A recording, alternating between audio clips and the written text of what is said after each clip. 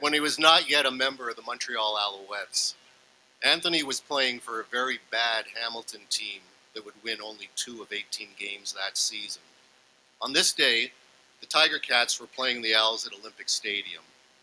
At one point, while running in the open field, Anthony tripped over his feet. All these years later, I also remember the day in March 1998 when the Owls announced the signing of Anthony as a free agent after he had been released by Hamilton.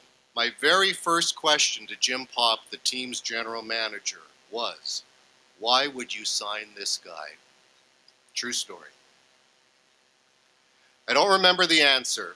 What I do know, in retrospect, was Popp obviously knew what he was talking about and certainly saw something in Anthony that he believed could work. In different circumstances, surrounded by better players, and part of a more competitive team. And so it began.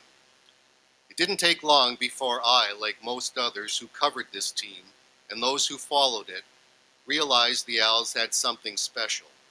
Popp had discovered a diamond in the rough and just knew how to cultivate it. Of course, the numbers, 79,816 yards, the most in professional football, north or south of the border. And to put that in perspective, it's the equivalent of 45.35 miles or nearly 73 kilometers. Well, that's just one part of the Anthony Calvillo legacy.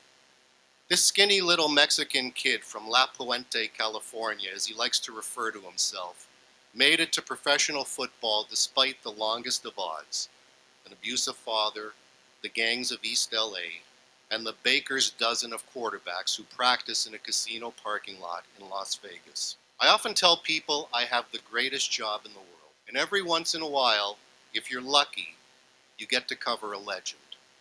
For 16 years, I was very, very lucky.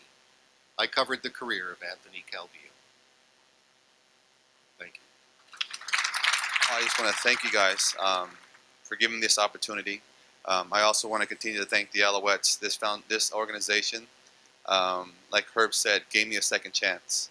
They saw something in me that that they thought I could, grow, and it really took me a few years to learn that process. And of course, I learned that from Tracy Ham, an amazing, not only football player, but individual. That's what really stood out for me with Tracy, is the fact that guys came up to him in the locker room, not just to talk football, but to talk about personal issues. And that really stood out in my mind, because to me that was what a leader was all about, when people could trust you and they had that much respect for you. So I owe a lot to Tracy Ham, but I especially owe a lot to this organization, because if it wasn't for this organization, there's no way that I would have had any chance to play any more professional football. So thank you very much, Paul Harris, of course, Mark Waitman, and our owner, Mr. Wettenhall, who's not here. And I'm wishing my teammates, Coach Todd Higgins, all the luck in the world. You guys have an amazing opportunity to move forward, and I'm definitely looking forward to sitting back in the stands and watching you guys play. Thank you.